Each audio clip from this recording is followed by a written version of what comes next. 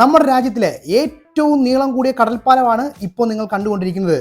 ലോകത്തിലെ ഏറ്റവും വലിയ പ്രതിമയായ സ്റ്റാച്യു ഓഫ് യൂണിറ്റി നിർമ്മിക്കാൻ ഉപയോഗിച്ച സ്ട്രക്ചറൽ സ്റ്റീലിന്റെ 15 ഇരട്ടിയും റെയിൻഫോഴ്സ്മെന്റ് സ്റ്റീലിന്റെ 10 ഇരട്ടിയും ഈ ഒരു സീ ബ്രിഡ്ജിൽ ഉപയോഗിച്ചിട്ടുണ്ട്. ഇതാണ് അടൽ ബിഹാരി വാജ്പേയി സീവരി നാവസേവ അടൽ സേതു സീ ബ്രിഡ്ജ്. 1-2 കൊല്ലം മുന്നേ നവി മുംബൈയിൽ നിന്ന് മുംബൈയിലേക്ക് പോകണമെങ്കിൽ വാശി ബ്രിഡ്ജ് വഴി കറങ്ങി പോകണമായിരുന്നു. ബ്ലോക്ക് എല്ലാം കഴിഞ്ഞ് അങ്ങ് മുംബൈയിലേക്ക് എത്തുമ്പോഴത്തേക്കും 2-3 മണിക്കൂർ എടുക്കും. ആ ഒരു വലിയ പ്രശ്നമാണ് ഈ ഒരു പാലം പരിഹരിച്ചത്. 3 മണിക്കൂർ വേണ്ട സ്ഥാനത്ത് വെറും 20 മിനിറ്റ് കൊണ്ട് നമുക്ക് മുംബൈ എത്താൻ സാധിക്കും എന്നുള്ളതാണ്. സൗത്ത് മുംബൈയിലെ സീവരിയിൽ നിന്നും തുടങ്ങി താനെ ക്രീക്ക് ക്രോസ് ചെയ്ത് നാവാശേവയിലെ ചിർളയിൽ അവസാനിക്കുന്ന ഈ കടൽപ്പാലത്തിന് ദൂരം 21.8 കിലോമീറ്റർ ആണ്.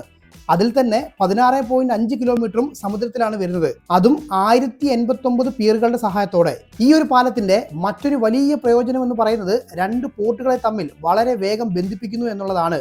മുംബൈ പോർട്ടും ജവഹർലാൽ നെഹ്റു പോർട്ട് ട്രസ്റ്റും 6 ലൈൻ എക്സ്പ്രസ് ഹൈവേ ആയതുകൊണ്ട് തന്നെ 2 വീലറിനും ഓട്ടോറിക്ഷയ്ക്കൊന്നും പ്രവേശനമില്ല.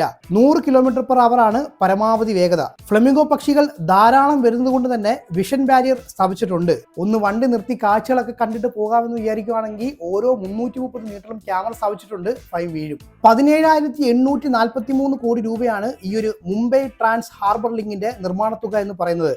അതുകൊണ്ട് തന്നെ കാറിന് മാത്രം 250 രൂപയാണ് വൺ സൈഡ് ടോൾ, തിരിച്ച് 375 രൂപയും. നമ്മുടെ കേരളത്തിൽ ഇപ്പോൾ ധാരാളം പാലങ്ങൾ ഈ കഴിഞ്ഞ കുറച്ച് വർഷങ്ങളായിട്ട് വന്നിട്ടുണ്ട്. ഇതേപോലെ തന്നെ 2 പ്രധാനപ്പെട്ട സ്ഥലങ്ങളെ തമ്മിൽ ബന്ധിപ്പിക്കാനായിട്ട് ഇവിടെ ഒരു പാലം ആവശ്യമാണ് എന്ന് തോന്നുന്ന ഏതെങ്കിലും ലൊക്കേഷൻ ഉണ്ടെങ്കിൽ നിങ്ങളൊന്ന് കമൻറ്റ് ചെയ്യും.